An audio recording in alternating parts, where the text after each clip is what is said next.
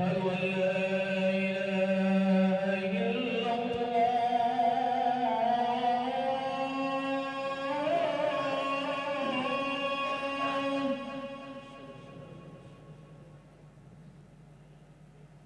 أشهد أن لا إله إلا الله.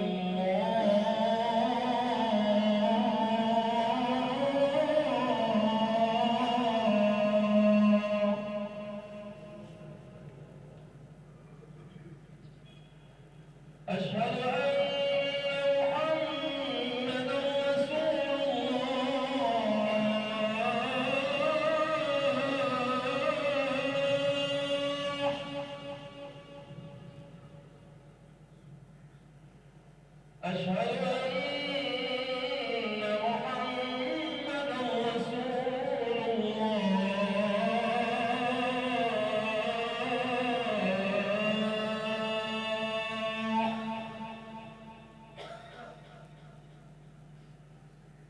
حي على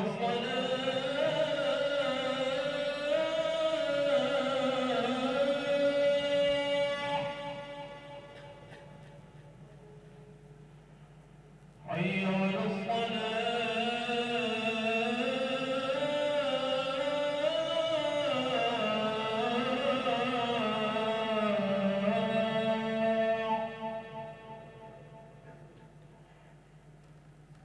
حي على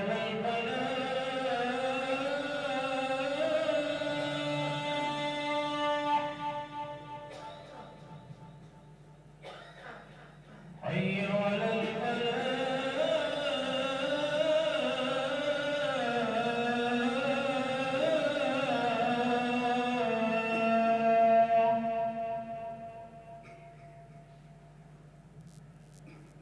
الله أكبر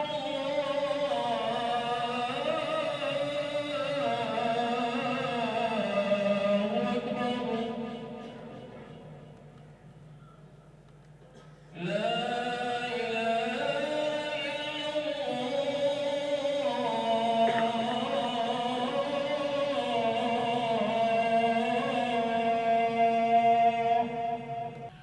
السلام علیکم ورحمۃ اللہ وبرکاتہ۔ ان الحمد للہ نحمده ونستعینه ونستغفره ونؤمن به وتوکل علیہ ونعوذ باللہ من شرور انفسنا ومن سیئات اعمالنا من يهده الله فلا مضل له ومن يضلله فلا هادي له وأشهد أن لا إله إلا الله وأشهد أن محمدا عبده ورسوله اللهم صل على محمد وعلى آل محمد كما صليت على إبراهيم وعلى آل إبراهيم إنك حميد مجيد اللهم بارك على محمد وعلى آل محمد كما باركت على إبراهيم وعلى آل إبراهيم إنك حميد مجيد أما بعد فإن خير الحديث كتاب الله وخير الهدي هدي محمد صلى الله عليه وسلم وشر الأمور محدثاتها وكل محدثة بدعة وكل بدعة ضلالة وكل ضلالة في النار أعوذ بالله السميع العليم من الشيطان الرجيم ونضع الموازين القسط ليوم القيامة فلا تظلم نفس شيئا وإن كان مثقال حبة من خردل أتينا بها وكفى بنا حاسبين۔ حمد و ثنا مالک کائنات کے لیے ہے، جس اللہ رب العزت نے ہمیں خوبصورت انسان بنایا ہے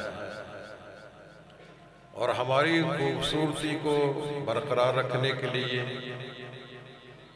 اس زمین سے ساز و سامان کو پیدا کیا ہے، اور اس سے بڑھ کر یہ احسان ہے کہ اس نے ہمیں خوبصورت بھی بنایا ہے،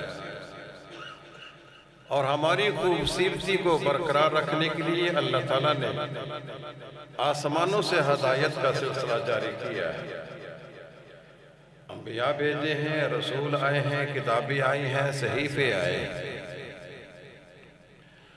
ان تمام کتابوں میں، تمام صحیفوں میں انبیاء کرام کی اور رسولوں کی جو تعلیم ہے، اس کا خلاصہ یہ قرآن کریم ہے، جو اللہ تعالیٰ کی بہت بڑی نعمت ہے جو ہمیں ملی ہے۔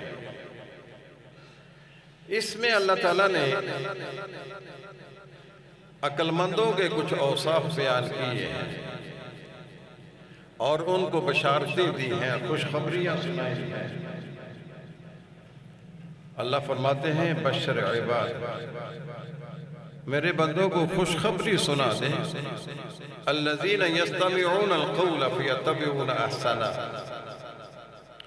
جو بات کو بڑے غور اور انہماک سے سنتے ہیں، پھر جو اچھی بات ہوتی ہے اس کے پیچھے چلتے ہیں، اس کی پیروی کرتے ہیں۔ انسان کسی کی بات کو غور سے سنے، انہماک اور توجہ سے سنے، اور پھر جو اچھی بات ہو، جو اس کے دل کو لگ جائے کہ یہ اچھی ہے، پھر اس کو عمل میں لائے۔ ایسا نہیں ہونا چاہیے کہ ہم بات کو سنیں اور وہ کانوں سے ٹکرا کر فضا میں تحلیل ہو جائے۔ سننے کے بعد یہ ہماری ذمہ داری ہے کہ ہم اس پر عمل پیرا ہوں۔ ہمیں عام طور پر یہ عادت ہوتی ہے کہ ہر نیا خطیب، نیا مقرر، اس کی بات کو سننے کے لیے ہم تشریف لاتے ہیں، اور پھر جاتے وقت ہم کوئی چیز بھی اپنے پلے نہیں باندھتے ہیں۔ اللہ رب العزت فرماتے ہیں کہ جو اچھی باتیں ہوں ان پر عمل پیرا ہونا چاہیے، اور اس طرح عمل پیرا ہونے والوں کو اللہ کیا انعام و اکرام دیتے ہیں؟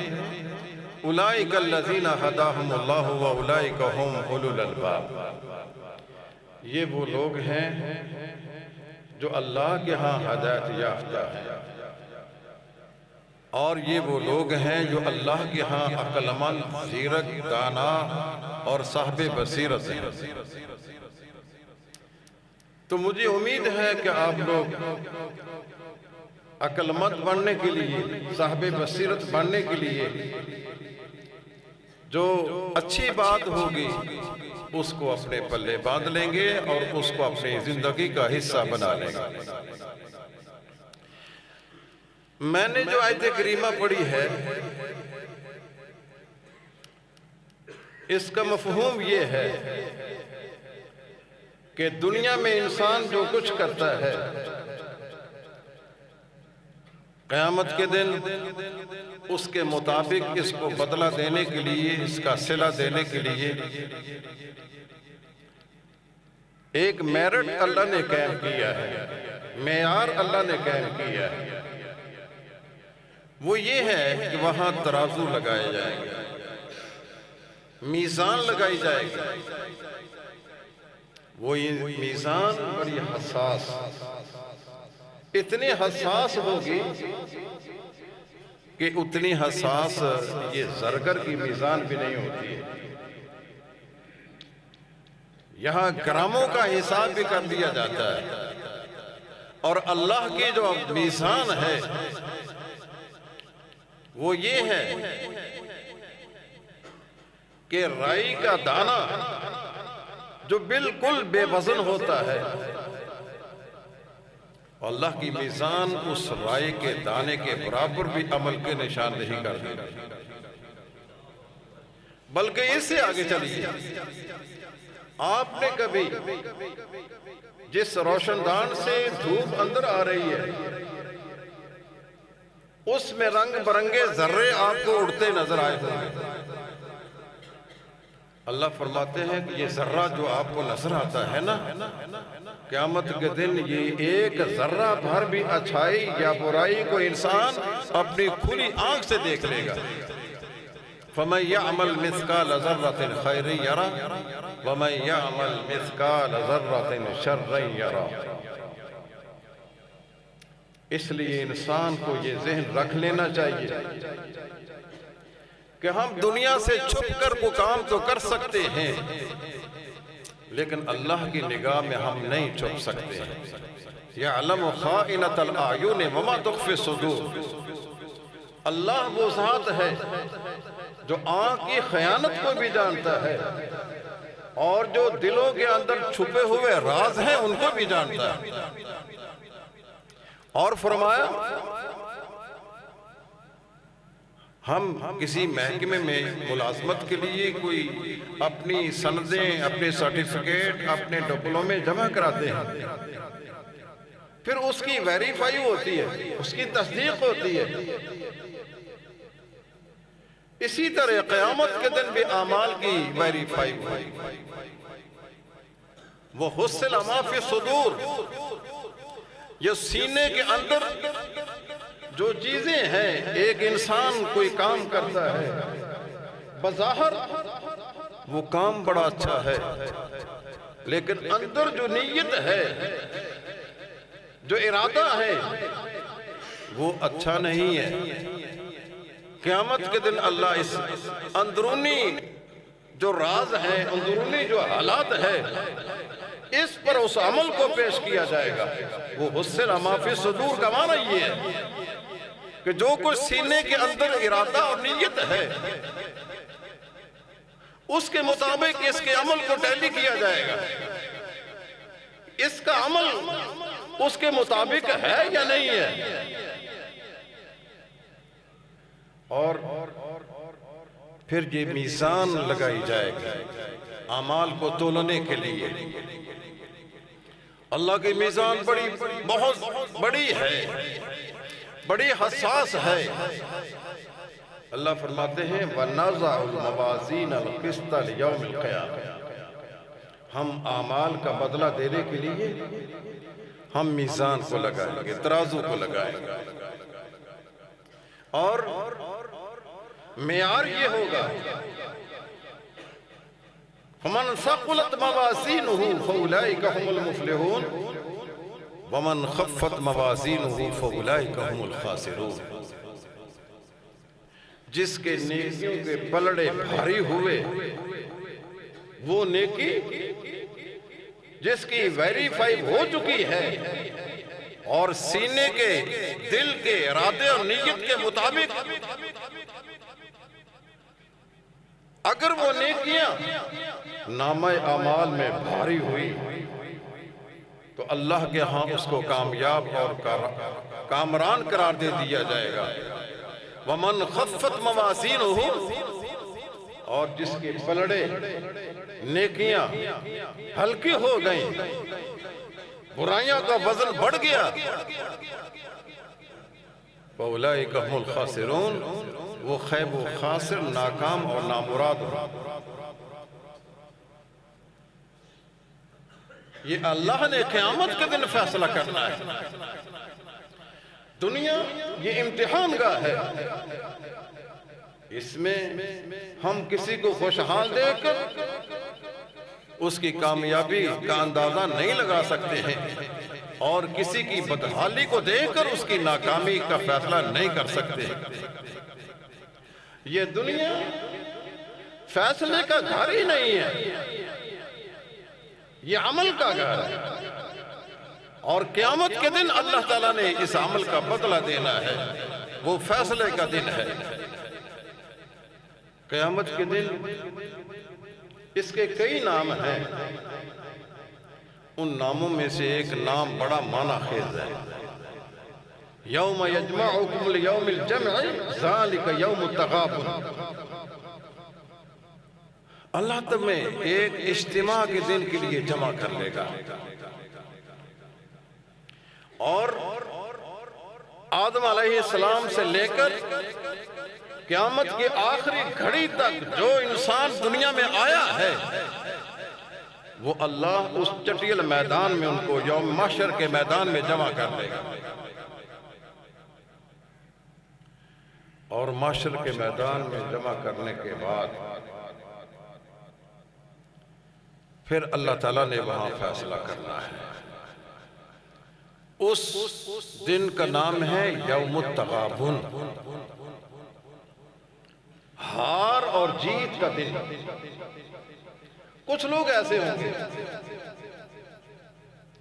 جو بظاہر بڑے تہجد گزار، پارسا، چمکتے چہرے، ٹھٹرتی سردی میں مسجد میں آنے والے، کڑکتی ہوئی گرمی میں مسجد میں آنے والے، ٹھنڈے پانی سے وضو کرنے والے، صف اول کے نمازی، بظاہر یہ معلوم ہوگا یہ تو بڑا کامیاب انسان ہے، لیکن قیامت کے دن جب اس کے دل کے رازوں کو کھولا جائے گا، ان کو دیکھا جائے گا، تو اللہ کے ہاں وہ انسان ناکام اور نامراد ہو جائے گا۔ ذالک یوم التغابن، وہ ہار اور جیت کا دن۔ ظاہر یہ معلوم ہوتا ہے کہ یہ انسان نے میدان کو مار لیا ہے، یہ جیت گیا ہے، لیکن قیامت کے دن راز کھلے گا، یہ جیتا نہیں، یہ تو بالکل ہار گیا۔ اور کچھ مریل قسم کے لوگ بظاہر فرضی نمازیں، فرضی روزے، فرضی کام، ان کی اتنی نیکیاں نہیں ہیں، لیکن جو کام کیا ہے وہ دل کے ارادے سے، دل کی گہرائی سے، اللہ کی رضا کے لیے، قیامت کی کامیابی کے لیے کیا ہے، وہ بظاہر یوں معلوم ہوتا ہے کہ یہ تو انسان ناکارہ ہے،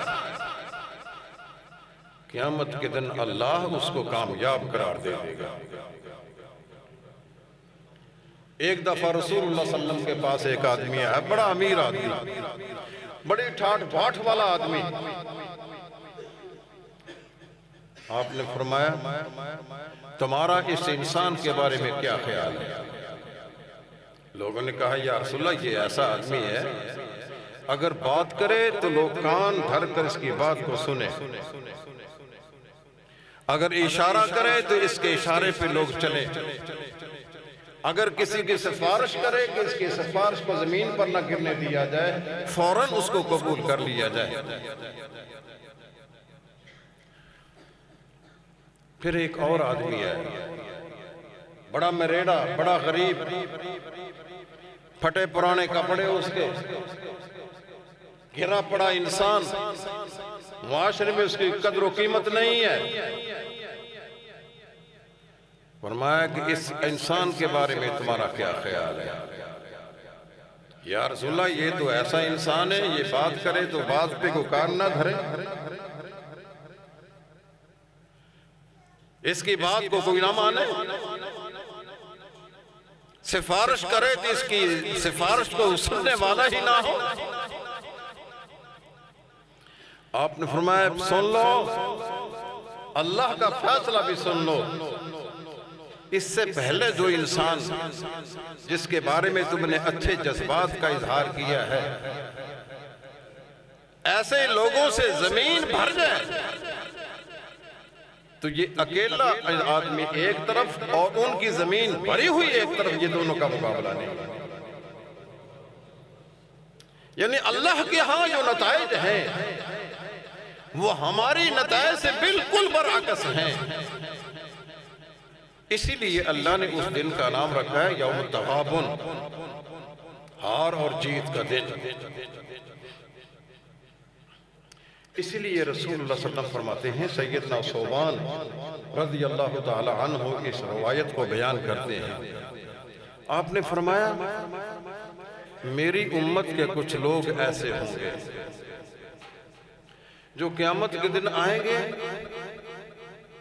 تہامہ ایک عرب کا علاقہ ہے جہاں بڑے پہاڑ ہیں، بڑے سنگریزے ہیں، پتھریلا علاقہ ہے، آپ نے فرمایا کہ اس انسان کی نیکیاں کتنی جس طرح تہامہ علاقے کے سنگریزے ہیں، تہامہ علاقے کے پہاڑ ہیں، بڑی بڑی جسامت والی نیکیاں، کثرت میں کہیں زیادہ نیکیاں،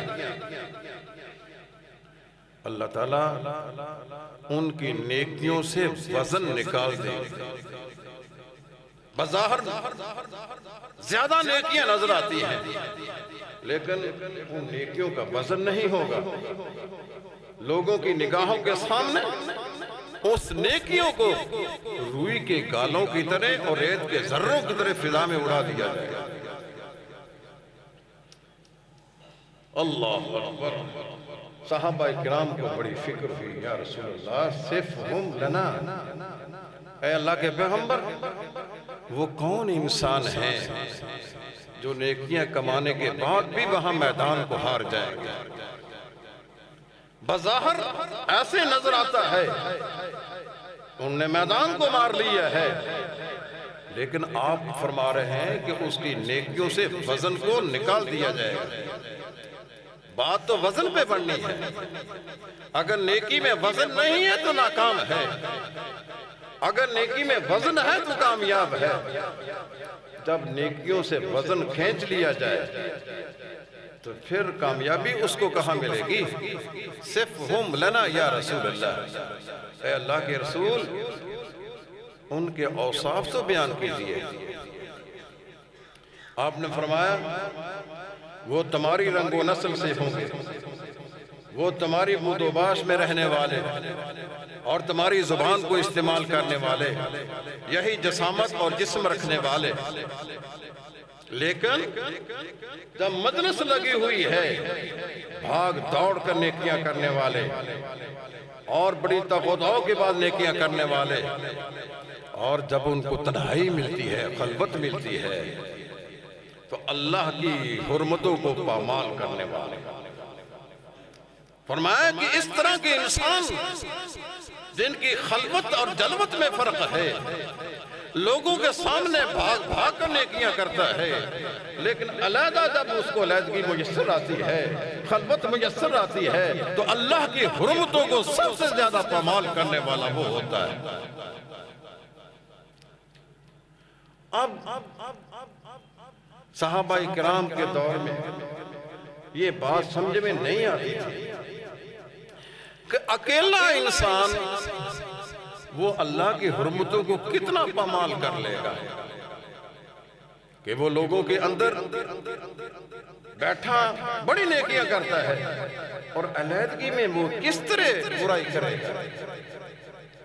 اس کا پتہ آج ہمیں چلتا ہے، اس دجالی میڈیا کے دور میں ہمیں پتہ چلتا ہے کہ میرے پاس یہ ٹچ موبائل ہے، میں گھر میں بیٹھا ہوا ہوں، علیحدگی میں بیٹھا ہوا ہوں، میں نے کبھی فیس بک کھول لیتا ہوں، کبھی یوٹیوب کھول لیتا ہوں، اس کے اندر جو گندا مواد ہے اس کو نکال لیتا ہوں اور بے لذت گناہ کرتا ہوں۔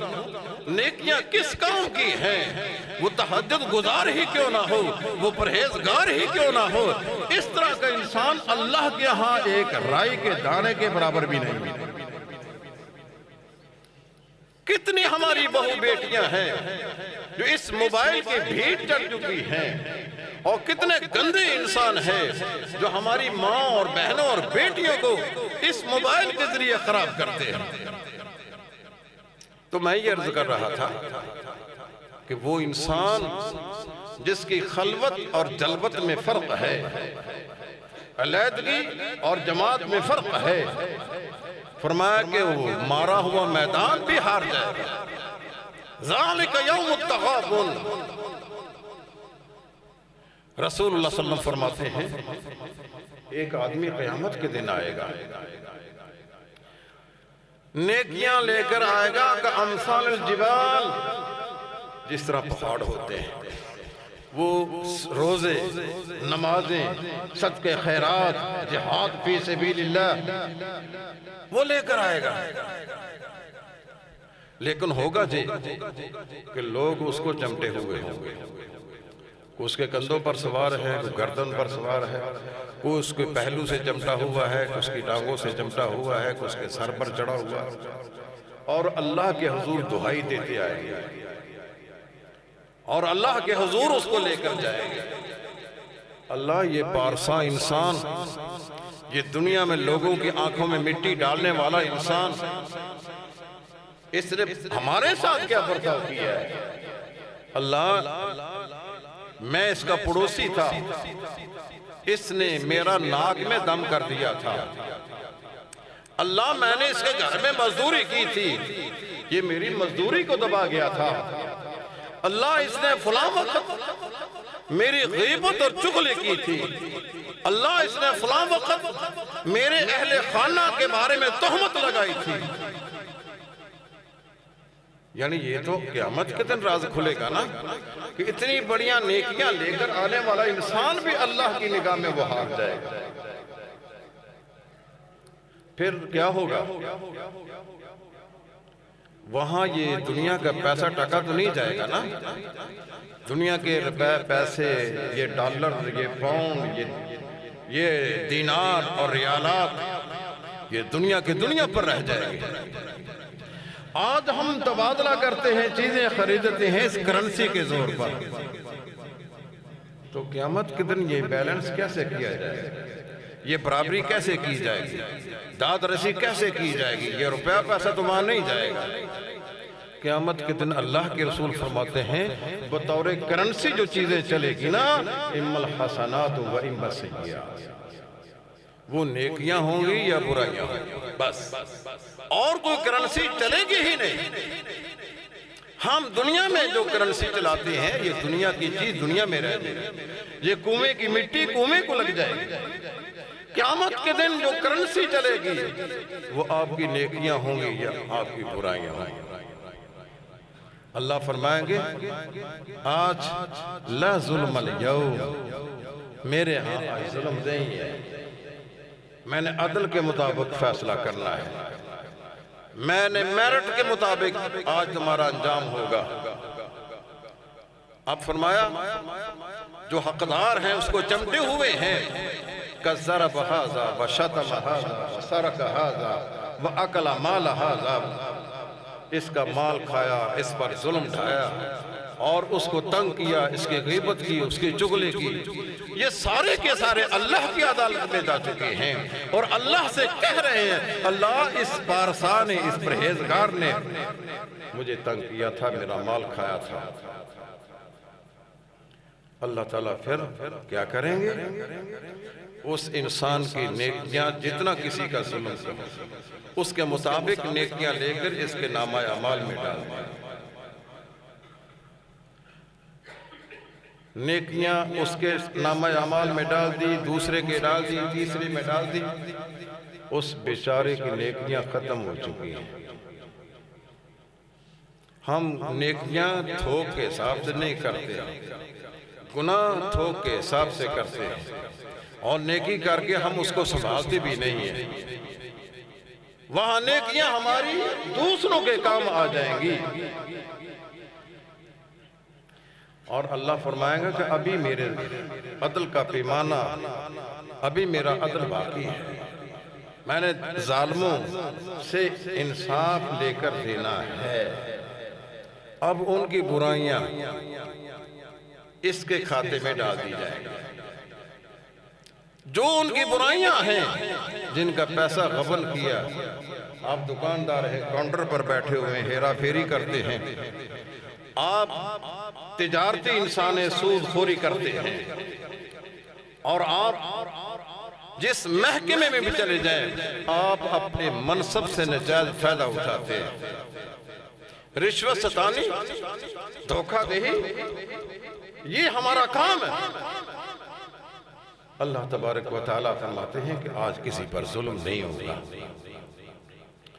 بالآخر نیکیاں ختم کر بیٹھا ہے اور لوگوں کی برائیاں اس کے نامہ اعمال میں آ پڑی ہیں۔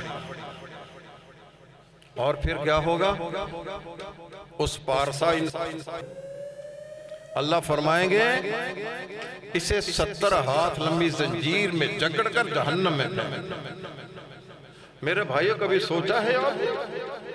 کبھی غور کیا ہے آپ نے؟ اللہ یہ فرماتے ہیں وَنَضَعُ الْمَوَازِينَ الْقِسْطَ لِيَوْمِ الْقِيَامَةِ، قیامت کے دن میں عدل اور انصاف کے مطابق فیصلہ کرنا ہے۔ لا ظلم اليوم، آج ظلم نہیں ہوگا۔ ظلم ان کان مثقال حبۃ من خردل، آپ لوگ شہری ہیں، زمیندار بھی ہوں گے، یہ سرسوں، توریا، رائی، اس کو عربی زبان میں خردل کہتے ہیں۔ فرمایا کہ اگر وہ ظلم اور زیادتی اس رائی کے دانے کی برابر بھی ہوئی نا، ہمارے ترازو اس کو بھی نمایاں کر دے گا۔ وَقَفَا بِنَا حَاسِبِينَ، ہم اکیلے حساب لینے کے لیے کافی ہیں۔ ہم نے احتساب کے لیے ایک مستقل محکمہ بنا چھوڑا ہے، محتسب اعلیٰ، وہ مرکزی سطح پر، صوبائی سطح پر بھی ہے، لیکن کیا کسی کا احتساب کرنا ہے کسی؟ اللہ فرماتے ہیں کہ ہم اکیلے ہی حساب لینے کے لیے کافی ہیں۔ حقوق العباد کا خاص خیال رکھیے۔ ایک واقعہ میں آپ کے گوش گزار کر دینا چاہتا ہوں۔ ایک آدمی جس کی کل جائیداد 6 غلام، 6 غلام، اس نے سوچا کہ میرا کوئی وارث تو ہے نہیں ہے، تو میں کیوں نہ ان کو اللہ کی راہ میں آزاد کر دوں۔ اس نے مرنے سے پہلے وہ 6 کے 6 غلام اللہ کی راہ میں دے دیے۔ اور یہ بات بھی ذہن میں رکھ لیں، کسی انسان کو اپنی ساری جائیداد اللہ کی راہ میں دینے کی اجازت نہیں ہے۔ حضرت سعد بن ابی وقاص، کعب بن مالک، لبابہ بن منذر، یہ 3 انسان تو ریکارڈ پر ہیں کہ انہوں نے رسول اللہ صلی اللہ علیہ وسلم سے اجازت مانگی تھی، اے اللہ کے رسول ہمیں اجازت دیں کہ ہم ساری جائیداد اللہ کی راہ میں دے دیں۔ آپ نے ان کو اجازت نہیں دی تھی، بلکہ فرمایا کہ تمہیں تیسرا حصہ دینے کی اجازت ہے، 1/3 دینے کی اجازت ہے، وَالثُلُثُ کثیر، اور تہائی بھی بہت زیادہ ہے، اگر اس سے بھی کم ہو جاؤ تو بہتر ہے۔ بہرحال اس انسان نے اپنے 6 غلام اللہ کی راہ میں دے دیے، فوت ہو گیا۔ رسول اللہ صلی اللہ علیہ وسلم نے جنازہ پڑھا اور قبرستان میں دفن کر دیا۔ جب دفن کر کے آ گئے، کچھ دنوں کے بعد اس کے رشتہ دار آ گئے، کہنے لگے یا رسول اللہ، آپ کو پتا ہے کہ جس انسان کا آپ نے جنازہ پڑھا ہے، جس کو قبرستان میں دفن کیا ہے، اس کا کردار کیا تھا، اس نے کیا کیا تھا؟ آپ نے فرمایا کہ میرے سامنے ایک میت لائی گئی، بظاہر میں نے دیکھا کہ اچھا انسان تھا، میں نے اس کا جنازہ بھی پڑھ دیا ہے، قبرستان میں دفن بھی کر دیا ہے۔ انہوں نے عرض کی یا رسول اللہ، اس نے ہمیں محروم کرنے کے لیے ساری جائیداد اللہ کی راہ میں دے دی تھی۔ ہم کیا کرتے ہیں؟ ہم یہ چاہتے ہیں کہ ہماری محنت سے کمائی ہوئی جائیداد میرے بھائی نہ لے جائیں، رشتہ دار نہ لے جائیں، وہ ساری کی ساری اپنی بیٹی کے نام کر جاتے ہیں، اپنے نواسوں کے نام کر جاتے ہیں، اپنے داماد کے نام کر جاتے ہیں، تاکہ بھائیوں کو میری جائیداد سے کچھ نہ ملے۔ بعینی ہی وہاں بھی یہ معاملہ تھا۔ آج ہم کسی عزیز کے نام پر کرتے ہیں اور اس نے اللہ کے نام پر آزاد۔ صحیح مسلم اس کے الفاظ یہ ہیں، رسول اللہ صلی اللہ علیہ وسلم نے فرمایا قال لہ قولا شدیدا، اس مرنے والے کے بارے میں بہت برا بھلا کہا آپ نے۔ حالانکہ حکم یہ ہے کہ جو انسان مر جائے نا، اس کو برا بھلا مت کہو، وہ اپنا اعمال لے کر اللہ کے حضور پہنچ چکا ہے۔ اس کے باوجود اللہ کے رسول نے قال لہ قولا شدیدا، بہت برا بھلا کہا۔ کیا کہا؟ ذرا اپنے دل پر ہاتھ رکھ کر سننا، صحیح ابو داؤد کی روایت، آپ نے فرمایا لو غلبت من قبل ما صلیت علیہ ابدا، اگر مجھے اس کی حرکت کا پہلے علم ہو جاتا، اس نے اپنے رشتہ داروں کو نظر انداز کر کے وہ ساری جائیداد اللہ کی راہ میں دے گیا ہے، میں اس کا نماز جنازہ نہ پڑھتا، یہ اس قابل نہیں تھا کہ اس کا جنازہ پڑھا جاتا۔ اور مسند امام احمد ایک بہت بڑے محدث گزرے ہیں، بڑے امام گزرے ہیں، انہوں نے یہ کتاب لکھی ہے مسند، تقریباً 27-28 ہزار حدیثوں کا انسائکلوپیڈیا ہے۔ وہاں جو روایت آئی ہے اس کے الفاظ اس سے بھی بڑھ کر ہے۔ آپ نے فرمایا لو علمنا من قبل ما یدفن فی مقابر المسلمین، اگر مجھے اس کی حرکت کا پہلے علم ہو جاتا میں اس کو مسلمانوں کے قبرستان میں دفن نہ ہونے دیتا، اس کی لاش کو نکال کر کہیں پھینک دیتا میں۔ ذرا اپنا غور کیجئے، فکر کیجئے، اپنے آپ پر نظر ثانی کیجئے، ہم کیا کر رہے ہیں۔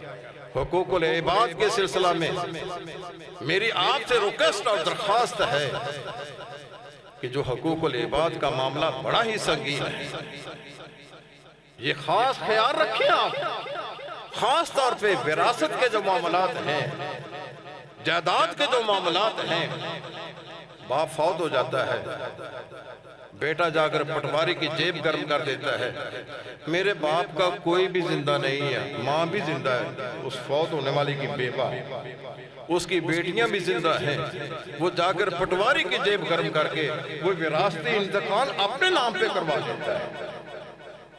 معاملہ بڑا سنگین ہوگا میرے بھائیو، بڑا ہی سنگین ہے۔